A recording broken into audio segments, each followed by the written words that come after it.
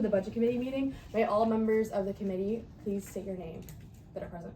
Anthony Wilson. Marco Salvador. Molly Murphy. Zach Walsonovich. All right, and may all other members that are sitting in this room please state their name for the record. Tyler Sklar. Brandon Vanderburg. Jerome Scott, advisor.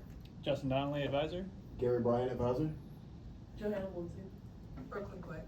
Macy Meese. James Tiger, Assistant Vice President, Student Life. Perfect. Okay. We are now in line for And Blake. Blake. Oh, And Blake. Blake, say your name. Blake Hogg, student body president. Thanks. Okay. We are now in line for the presentation from Gary. You will have 10 minutes to present, and then, okay, you don't have to take your full 10 minutes.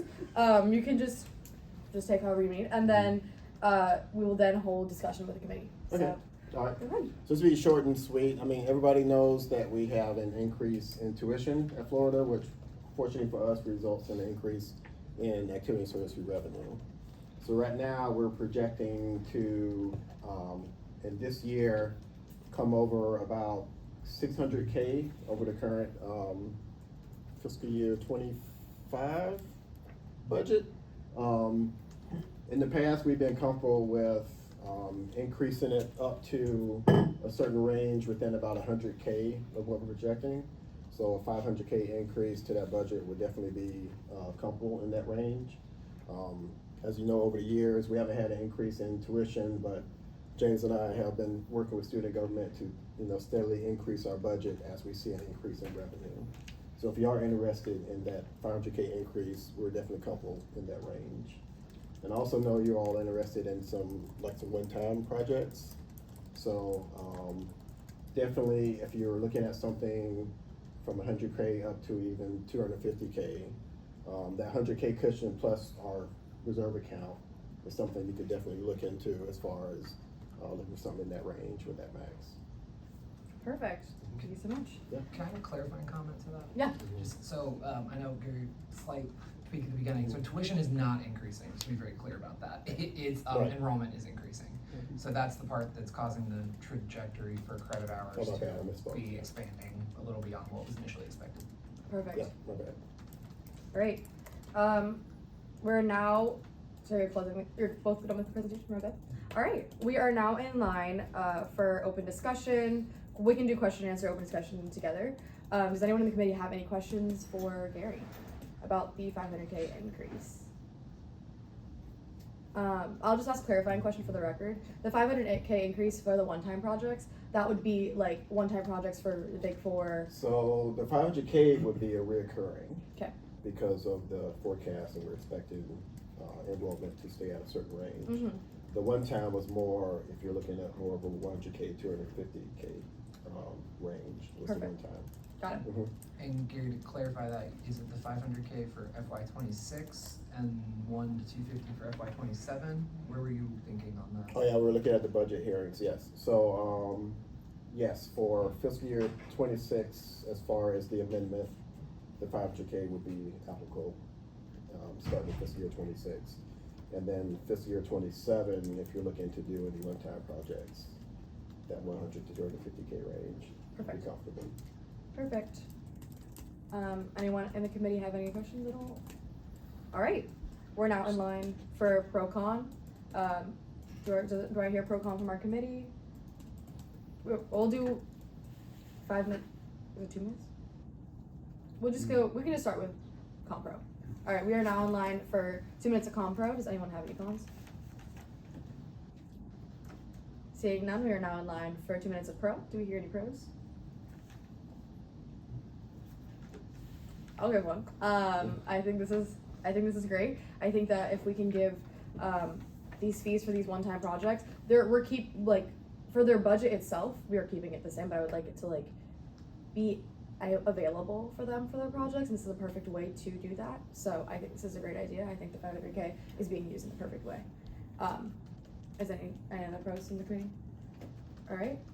Seeing none, do we close out pro-con? Do we move to end it early? Someone by now. Perfect. All right. now we take a vote. So committee, do I hear a vote? You're gonna have to say something again, please. I'll say it and then do something. Do we hear a vote to approve the, I have this written down, guys. Do we have a vote to approve the one-time budget request separate from Big Four FY 26-27 activity and service fee request for the $500,000 by unanimous consent? So moved by unanimous consent. Perfect. Okay. Thank you, Gary. Perfect. So now we are in line for the presentation from Student Body President Blake Fox. Are you ready? Are you sharing it on the screen? I can. Okay. I can also share on the screen, but I wanted them to see, the committee to see your Oh, yeah. thing you emailed me. I didn't know if, okay. Yeah. Yes, I can share my screen. Hold on. Perfect. Okay.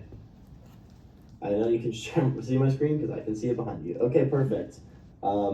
Thanks for bearing with me since I can't be in Gainesville. Just a few updates to the to student government portion of the A&S fee. So of that 500K that's being added, student government is taking 100K of it, and that is going primarily into our agencies, our admin agency programs. We've had multiple new agencies be added. This is to significantly bolster it because all of the especially some of the more recent agencies, we know that there will be a very large scale programming and it'll cost a lot of money. So we're moving it into the admin agency programs so that to ensure that all of them have enough budget for the upcoming year. The SG projects, I'll kind of get into that in a second. That's coming from the Florida Natural History Museum membership. The Florida Natural History Museum is going to be closed until late 2026. And frankly, I don't see a point in us paying or having $82,000 just sitting going nowhere because we can't pay for membership because they'll be closed. So where that's going, it's helping compensate for the staff salaries for SG Finance, which is right there, and for Student Legal Services, which is right here. That's really just to account for the 4% raise and the increased fringe rates, which is kind of a UF policy. And then the remainder is going into SG projects because my thought was if students can't get the benefit of Florida Natural History Museum membership, we'd like to do additional projects to benefit them in other ways, so that felt like the most fitting line to put it into. So yeah, overall it's increasing by 100K because of the increase in attendance and the increase in credit hours. So yeah, if you have any questions, I'm looking forward to them. Thank you, Student Body President Cox. All right. We are now in line for discussion by the committee. Do we have any discussion, questions? You. One curiosity, was the 100K distributed equitably amongst all the agencies? Or not the 100K totally, but I know that we're distributing some to agencies. The executive branch, are they getting the same amount each one? Or is it kind of like a different, depending on how much the programming costs? That was a good question. Blake, do you want to answer? Excellent question. It depends on the agency. There are some agencies that operate really and don't necessarily need a expansive budget because either they don't do much programming, it's more advocacy, or like in the case of YLC, they make their money back so they don't really need it. And it would be almost, I think it'd be almost irresponsible to put all of the agencies on an even playing field in terms of their programming. Obviously, it is a very large increase from 40,000 to 141,000.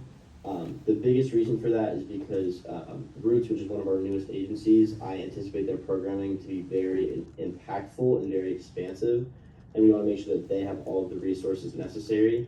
In reality, for upcoming fiscal years, this number may go down depending on how much the actual spending is, but this is just to ensure that they have enough to fully execute their programming. So that's a kind of long answer of no, it is not equal among all the agencies. Awesome. Thank you so much.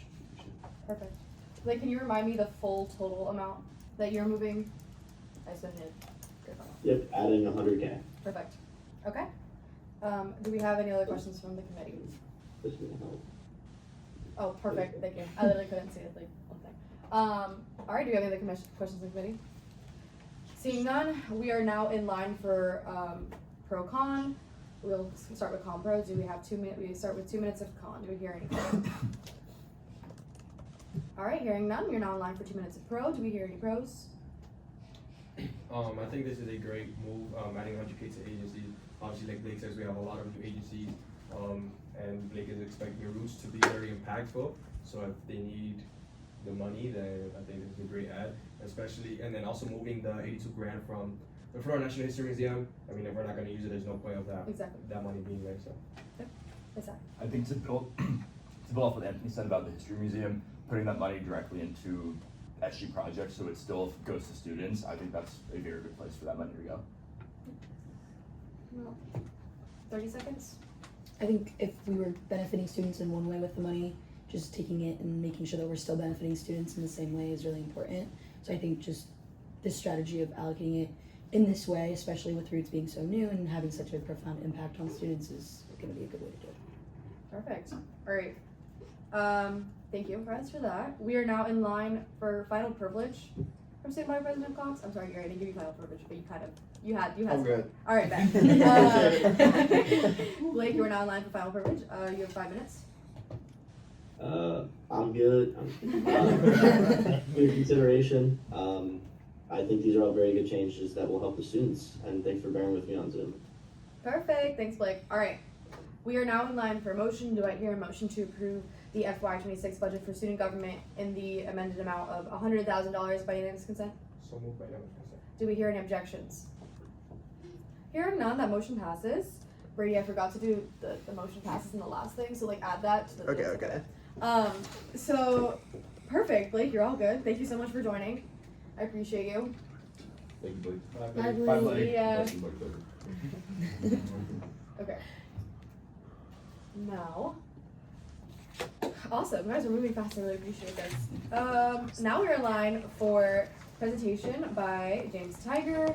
Do you want to connect to the screen, or are you okay? If you could put it on the screen, that'd be great. That way, if we have any questions, we can work our way through it.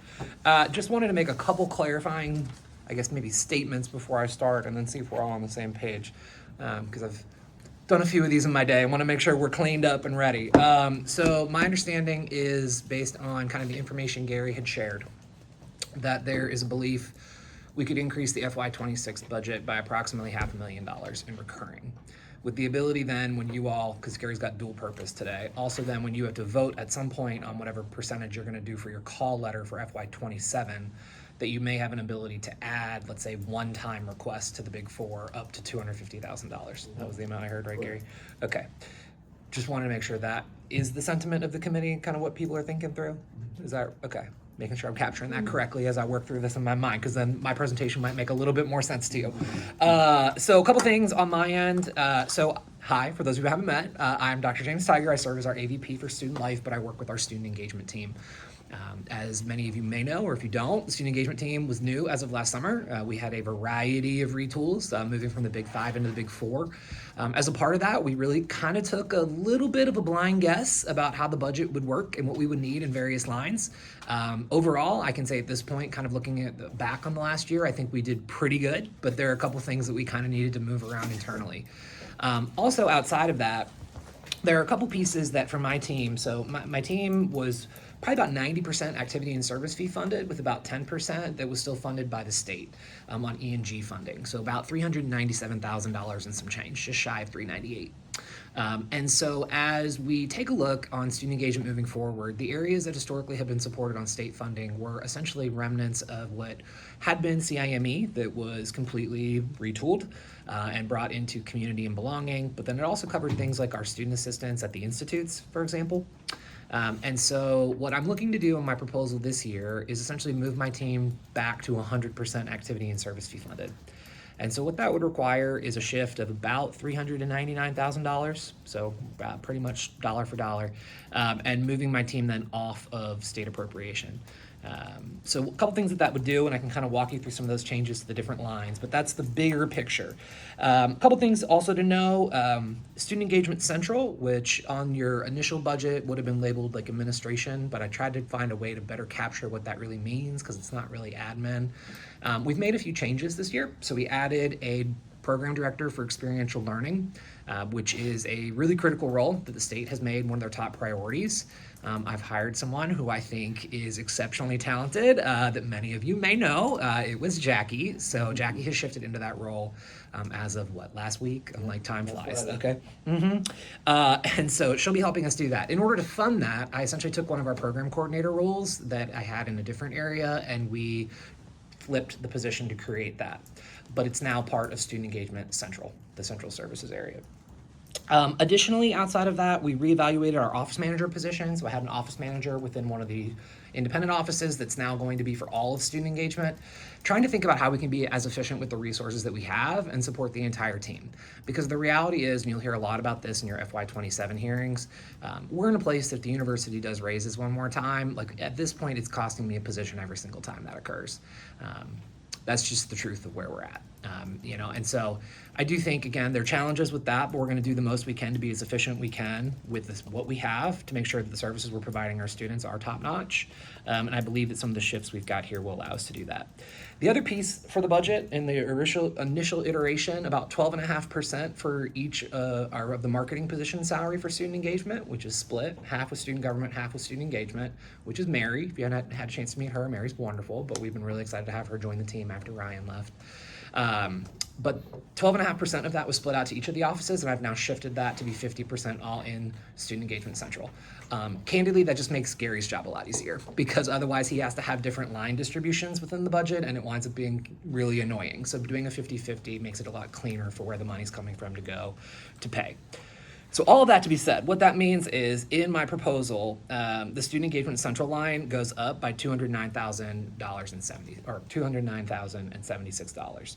So again, that reflects the marketing position shift to all be covered out of there. It reflects the experiential learning shift from a coordinator into there, and that office manager position out of one of the offices into that line. The other area is community and belonging, which is being increased by $196,967. I say increase because it shows up as an increase in activity and service, but in reality, that's not an increase. That's simply moving it off of state dollars onto activity and service fee dollars, and the two positions that were state funded will now be activity and service fee funded. Same reason for the increase in $50,822 for student salaries for community and belonging. Those are ensuring that, for example, our students at the institutes can be funded through activity and service fees, and that they'll be able to do the work that they're currently doing. Sorry, Totally fair. I'm not tech savvy at all. Yep, we're good. Okay, so let's see. The other big shift is signature events. So we're showing a decrease in signature events by approximately $57,000. Reason for that being a couple. So in reevaluating the program and the eligibility for folks within the program, we took a look. We actually did not allocate all of the funding for signature events through what we received this last cycle.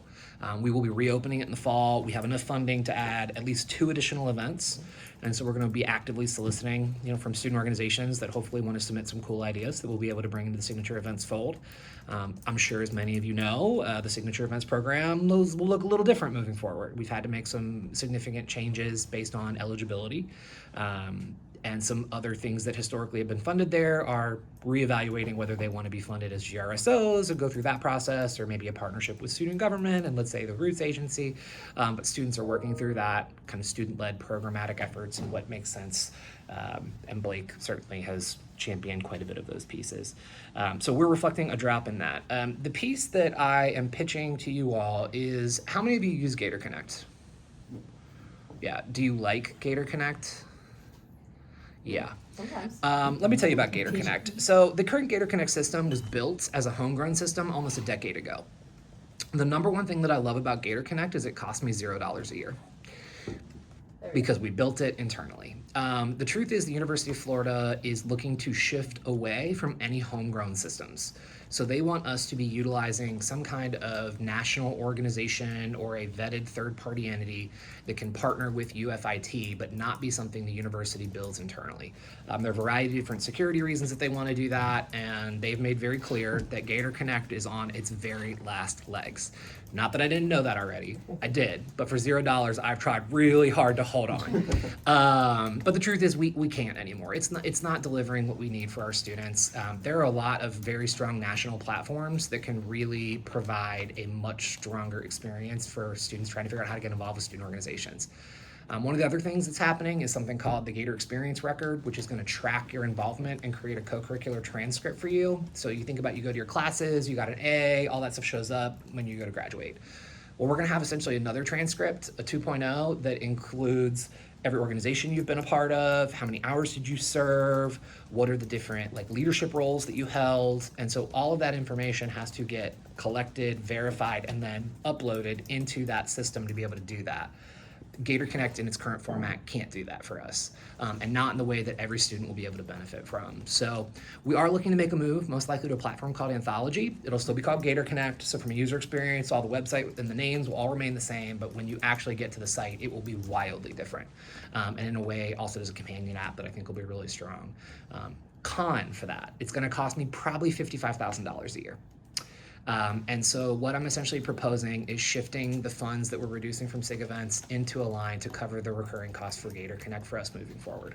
And so that reflects the shift in those two lines, an increase in community belonging to cover that contract, and then the decrease from campus engagement related to the shift in signature events.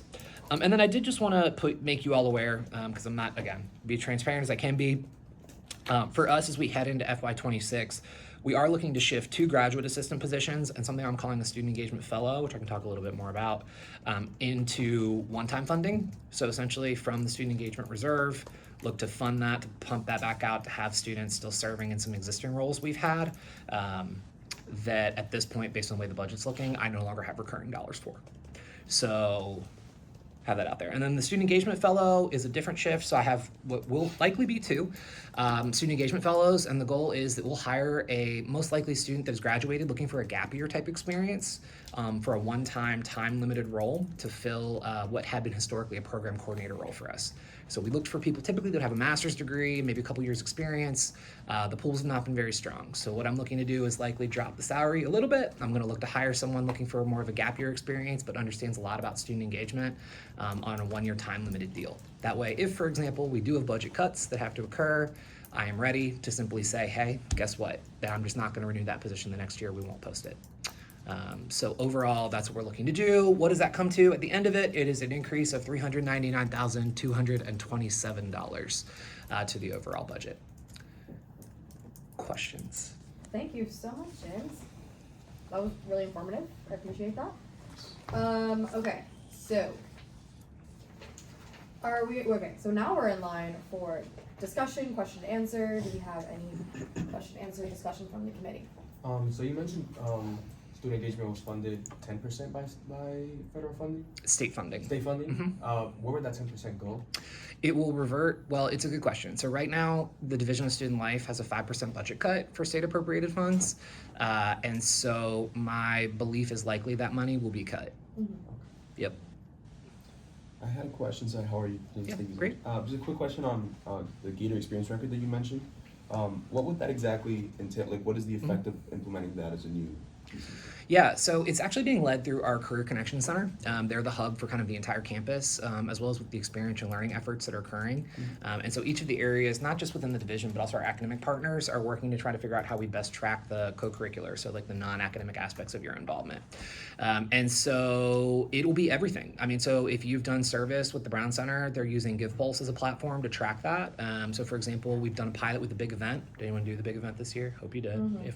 So that got tracked through GivePulse. And so what that can do is track the number of hours, the economic impact, and then that information will get uploaded into that kind of transcript to show the number of service hours that you've done and what the economic impact of that would be. And so it's all of those different experiences will kind of get compiled, and then we have to report them back up into what apparently will be called Parchment as the software, but then we'll then compile it to say, here is the actual report that you will have generated. I think if you're looking for an interesting example, both Alabama and Elon have a really robust experiential learning platform and a transcript like this. We are one of the only 2 SUS schools that are looking to implement this at the moment, and I imagine some of our colleagues will be shortly behind. Yes. But again, it's a really cool opportunity because essentially what we're finding is that when students go to, let's say, meet with an employer, they don't necessarily have like a certified or a verified thing that says like, I actually did these things. Right. And that transcript will serve as that mechanism to verify, yes, these are the things that like Marco has done. Great. Done. Fantastic. Thank you so much. Awesome. So the 368,000 for the salaries, Mm-hmm. it's my understanding, yes, it's an increase to like this section of the budget, but you're effectively just pulling from other positions in some areas of that. So like how much is it actually increasing from like we need money that these positions weren't getting previously? You said it was like allocated position wise, and now you're just gonna go 50% into the central to make things easier. Yeah, so that 368 is pretty, like, I'm not adding. Yeah. So essentially what I'm doing is I'm taking positions that were state appropriated and flipping them onto activity and service and then breaking them out into some different areas. Okay. And were those entirely state appropriated? So I had 397,600 and some change, I think, in my state appropriated funds, which was exclusively salaries between students and full-time staff. Okay. Yeah, and so essentially, I mean, technically this is actually, I mean, it's a slight, it's pretty much spot on with like what I had. Yep. All right, thank you. Perfect. We are out now. We are out of time. So thank you so much, James. We are now in line for pro con from the committee. We'll start with 2 minutes of con and go to pro. Do I hear any con? All right. Hearing none, we're now in line for pro. Do we hear any pros? I'll go. Everything you've explained, first of all, that was very in-depth, so I have no questions at all, thank you so much. But everything that I've been explaining to, all of these numbers moving around, it makes sense, especially when you were talking about state funding, and I completely get this, especially where we're progressing in our university now. So I'd really love to see these changes happen, and I hope the committee would like to see these changes happen, but on my behalf, I think this is a great change to our budget. So thank you again for coming in. Do I hear any pros from the committee? I think moving away from Gator Connect into the platform that gives you the transcripts is a really great idea. Because, you know, a lot of us will report like resume or LinkedIn or whatever, our own stuff, but to have that university sponsored, it's a level above that, and to have that in an official capacity to give to an employer, to use that to apply to an advanced degree program, I think it's a really helpful tool, and I think that's a really smart use of that money, because when you think of the SG budget as a whole, $50,000 is really not that much in the grand scheme of things, but I think that'll do good well beyond what we're spending, so I really like that. Perfect. Do we hear any others? Noting that we have 20 seconds left. I'm just building off that really quick. I think it's really great that we're able to, as the University of Florida is kind of rising in the ranks nationally, just kind of move towards something that'll make us stand out even more. Perfect. All right. We are now in line for a final privilege from James. Would you like to address anything at the last minute?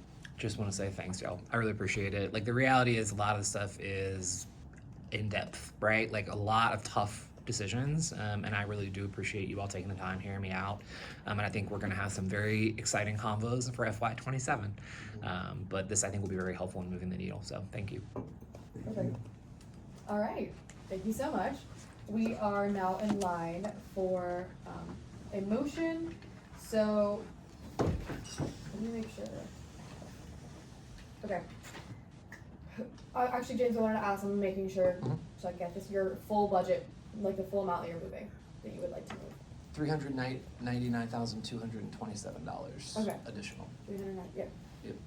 Okay, do we hear a motion to move to approve the FY26 budget for student engagement in an amount of $399,227 by unanimous consent? So moved. Do I hear any objections? Hearing none, that motion passes. Perfect, thank you so much, James, for that. Okay, so now we are in line to, we are gonna have to add a proviso to the previous budget bill, because we are now making amendments to the fees. So, you know, be patient with me, guys, this is my first hearing. All right, do I hear a motion to add to the proviso, one second. Okay. Do I hear a motion to add the proviso stating the budget and appropriations replaces the student activities student engagement and student government budgets to reflect amended student engagement and student government budget lines that were included in SSB 2024-14-25, funding for the fiscal year by unanimous consent. So moved by unanimous consent. Perfect. Do I hear any objections? Hearing none, that motion passes. Perfect. Okay. Thank you guys. Thank you everybody who came to present. I really appreciate it. That was really fun.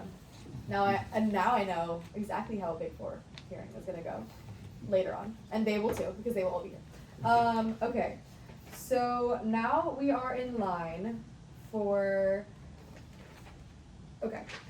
We also need to talk about our budgets that we were allocating in the fall, us 5. We already allocated the money. Gary went through all of our all the money that we allocated to orgs.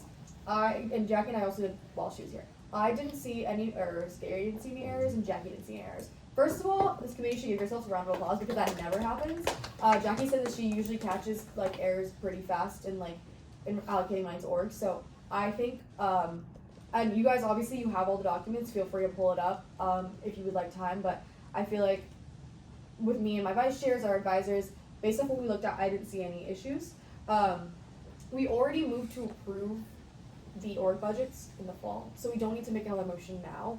But if anyone wants to discuss anything or look over the Excel sheet, feel free to. We can take some minutes to do that right now. But that is the last thing on my agenda. Oh no, it's not. No, it is not. I have one more thing to do after this. Everyone, all of my advisors looked at me and they're like, "You're actually missing something." But we can look at the Excel sheets right now for a little bit. Oh, I can do that to you right now. It's my first committee meeting. Oh, you're good. Yeah. Marco, do you have the updated ones? Because this is my work computer that's only connected to it. I don't believe you might send it. Yeah, I'll do it. Stay close. I might, but I don't want to show. I'll do it off my phone. Thank you so much. Thank you all. Have a lovely rest of your Friday. Thank you. Thank you so much. Appreciate it.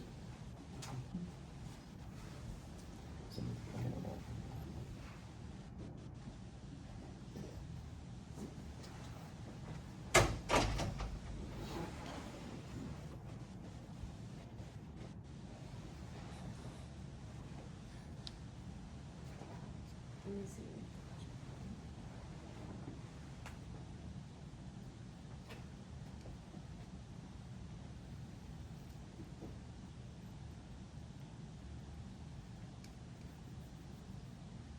Well, do you have the spreadsheet? Just because my other computer with the spreadsheet is not alive right now. But Is it just a set? Was it in one of the bills? yes, it was in that email I sent to everybody. Oh. Everyone, if you're a senator, you have the email. It's the Yeah. original one I had sent.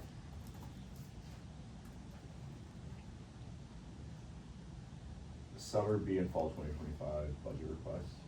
Yeah. Okay.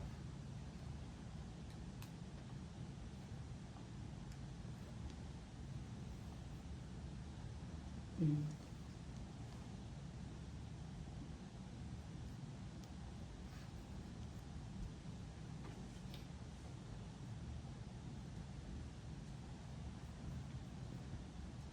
My school computer doesn't connect to the screen, which is my problem.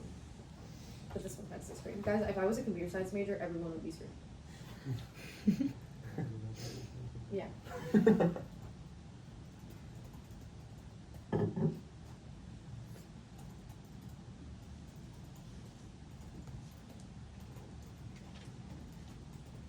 Yeah, that was.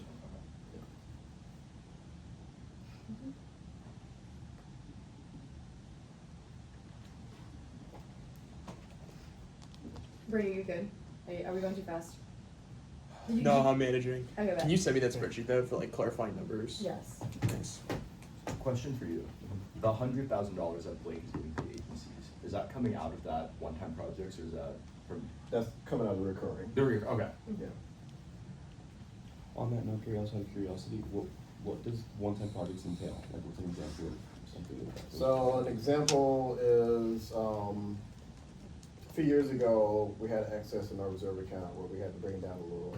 And so the departments under the division actually submitted proposals. So the game room needed like a renovation, grand ballroom needed renovation. So those are some kind of the examples of proposals that were submitted and approved out of those one time.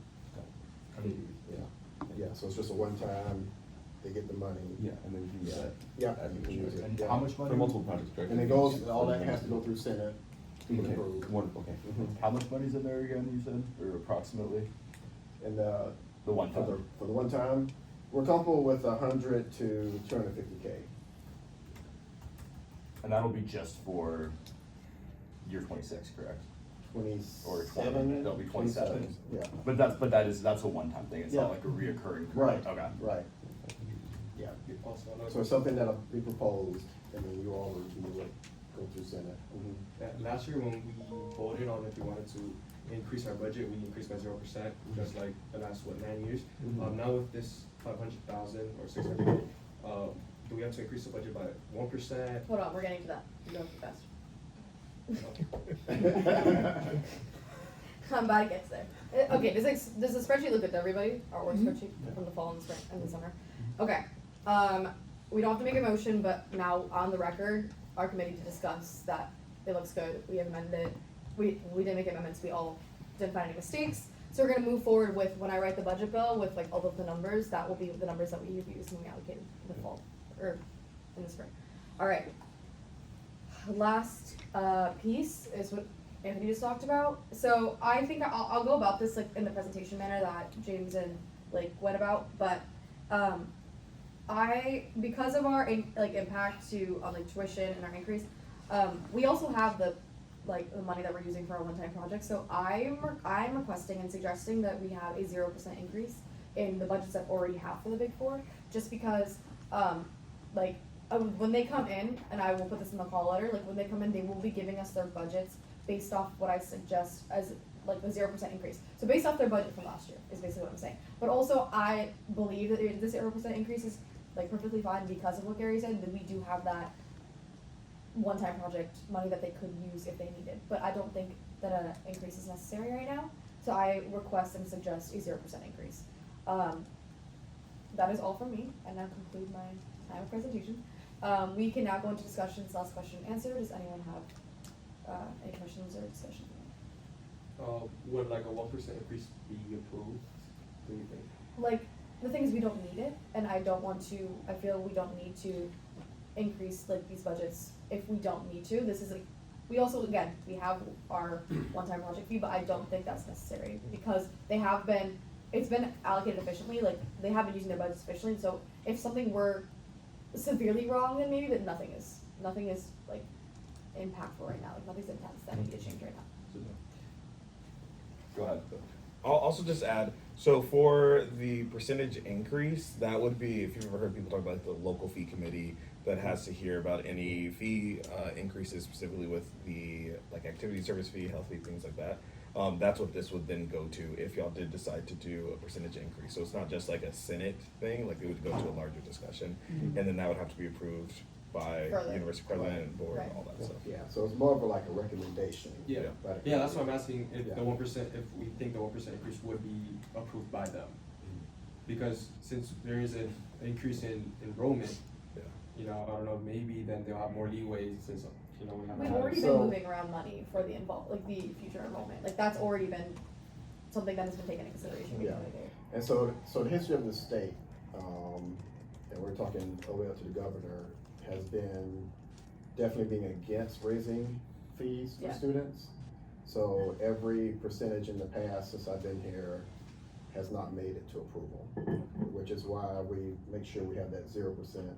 Because in the past, we used to just say percent recommendation, then it wouldn't happen, and then you would have to go back and do more work. So now we just do it all up front. We do the 0% and this percentage, knowing that this percentage request might not happen. 0% it is. You've already done the work.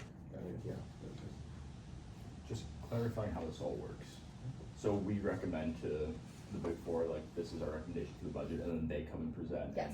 and say, okay, we actually think we need this. Yes. So then I think it probably is smarter to recommend that 0% and then let them ask for it. Yeah, they Instead can of- if they want to. If they want to, instead of recommending an increase and then they can recommend for a bigger increase. Right, yes, and what happens is, Jerome will explain this to me, I will be sending out a call letter, after this committee. So what that means is the Big Four, I will send out a letter to them explaining that like the committee is asking or like suggesting a 0% increase in these budgets when you do come to percent, so they will have to go based off that budget they already have. But they do also have to explain how they're allocating that budget to us, cause that's our job, but that's how that's gonna work, and I did respond as well. Alright, we don't need pro-con for this, cause it's not technically a legislative session, so, we can now move into a motion. Do I hear a motion to, suggest a 0% increase, on the Big Four FY 26-27 activity and service fee budget by unanimous consent? So moved, by unanimous consent. Perfect, do I hear any objections? Seeing none, that motion passes. Okay. Now, I think I've covered everything. Separating out Oh, excess. good, yes. Yes. Great. So, we want to also, I want to also make a motion for what Gary was explaining, separating the excess money. And so, that is our last thing on our agenda. Jerome's always keeping me in check, I really appreciate that. Okay. So, is there a motion in agreement to move forward with the one-time supplemental fee, with the excess fee by unanimous consent? So moved by unanimous consent. Perfect, do I hear any objections? Hearing none, that motion passes. Now, I think I finished the agenda. I don't know of anything else. I don't know. I don't know anything else either. Okay, do I hear any last minute closing remarks from the committee or any questions we can ask before? Thank you all for being here. Thank you guys. guys. Appreciate Appreciate it. Thanks guys for also being patient with Now me. you guys for are my- fast. Thanks. Thanks for being patient with me for my first hearing. I'll be better in July 30th. Fun. Okay, alright, I now adjourn this meeting at 10:44 a.m. on May 23rd, 2025. Yeah, that's it.